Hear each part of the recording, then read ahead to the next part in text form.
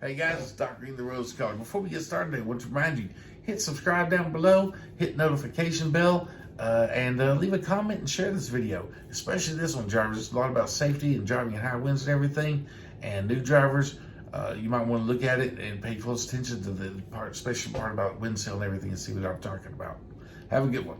Let's get on with the video.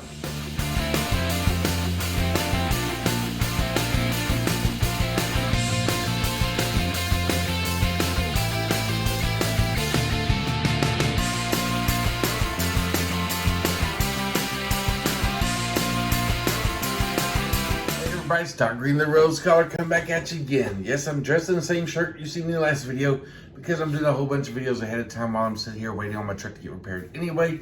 And this one I came out with a couple of years ago about a video about driving in high winds. However, with seeing what's happening in Colorado this year and some other places in the west and northwest and everything, and across the United States actually, but really bad over there, I decided to go ahead and do another video to try to explain a few of these things. Guys, here's the situation. I want to try to explain this the best way I can. When you're driving your truck along the road, the faster you go, the lighter your truck gets on the ground. If your truck is parked, it sits heavier than it does when it's moving. The motion makes it lighter, makes your tires come up off the ground a little bit, makes it, and you can watch that on dragsters, drag cars and everything. Dragsters, watch how when they punch it and everything, and their cars accelerate real fast, the tires narrow down and the car rises, it gets lighter on the ground. On the side of your truck, you have what they call wind sail. Okay, it's a space on the side of your truck. Sails that takes up the entire length of your truck. So you got 53 feet of trailer plus about 9. They say 9. I think it's more like 12 feet of tractor. 9 to 12 feet of tractor, which creates over 500 square feet of wind sail space on your truck. So when you're driving this thing in high winds, and you're going, the faster you go, the lighter it gets with them high winds hitting your truck, it can easily blow your truck over. And we have seen a huge amount of blowovers this year. Probably more now this year than I've seen in the last 20 years. It happening so fast. Last year we had problems with snowstorms and ice all over the country. This year we seem to be having problems with high winds all over the country. So just to let you know, y'all need to be extremely careful of that. Slow it down. Guys, things to look out for when you're driving. If you see these big tall trees and everything swaying a lot, you need to start slowing down. You need to check on your weather apps and everything and see how fast the winds are blowing. If they're blowing over 20, 25 miles an hour, you're in the high critical wind advisory. I don't care if the signs on the side of the road say wind advisory or not. Anything over that fast, you should be concerned. So you need to get on your weather app and check that kind of stuff. You should be checking it every day anyway during the winter. You know, see what the temperatures are, see what snows, see if it's icing somewhere that you're going to be going, and wind speeds. Guys, seriously, you may not know this, but if you kill somebody, some of y'all have been reading and seeing stories about that truck driver who was coming down the mountain, his brakes went out, and he ended up running into a bunch of cars and killed like 4 people. He got 110 years for that.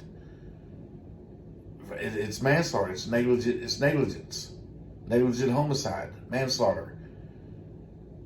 Guess what?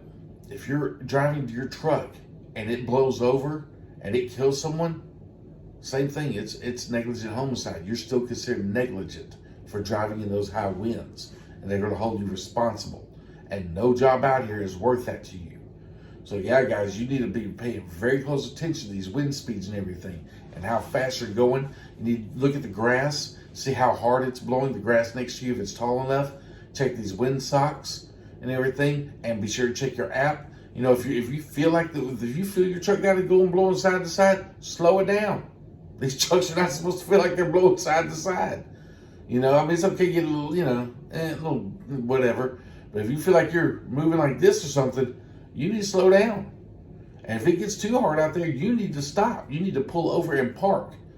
Colorado just shut their highways down this week because of high winds. No trucks were allowed to go because these people were the winds were too high. Chicago, Colorado state troopers shut the highway down. I know some of you seen on there, oh, it was because that driver got there. No, it wasn't. The highway patrol shut the Colorado highways down because the winds were too high. And if they're doing it, probably should have been done earlier by the drivers that were still out there. So guys, you need to check on that. There's no joke. They will, if you kill somebody, because the lawyers are actually being trained on websites up here. I talked about this a couple of years ago. There are websites teaching lawyers how to sue trucking companies and sue truck drivers personally for negligence if they are involved in a wreck or if they kill somebody in high winds. They are being trained on that. They don't even have to prove it was because of the high wind. All they can look back and say, hey, the wind speed was this, and that could have been a costing factor. And if the wind was was high enough, and your speed on your truck, which we all know those computers now tell on you, was above the speed it should have been driving in those winds, that lawyer can sue you for your house and everything else. Even if you're found not guilty in the court of law, they can still take you to civil court and sue you, and sue the company, and sue the insurance company. And on top of that, the DA can come after you and try to put you in prison. Don't tell them they won't do it. Oh, they'll understand that's just an accident. Really? Because one driver just got 110 years because his brakes burned out on a mountain, and he freaked out and didn't pull over into one of those ramps, emergency stop ramps. You know, and people don't realize, they're like, well, we all know to do that. We're better check. Man, when you're in the middle of an emergency situation, you're not thinking correctly. So don't get into that kind of situation in the first place. That wind's blowing too much. Get off the road. With 500 plus square feet of wind sill space, you do not need to be driving that truck in winds that are over 20, 25 miles an hour, period. You know, you don't need to be driving. The faster the winds are going, the more you need to be slowing down. And if you got wind gusts up here, and some of these places got wind gusts up to 80 miles an hour, if you're driving in that, you're a fool. You're an idiot. And I don't care who it is. Oh, I've got 20 years experience. Yeah, you're feeling well, coming to an end if you try to drive in that kind of weather. And I hear a lot of guys going, well, I'm glad I drive. The biggest problem is dry vans. You know, dry vans are the big reefers. But flatbeds with the cargo in there and stuff, y'all can get blown side to side too. Y'all aren't an exception.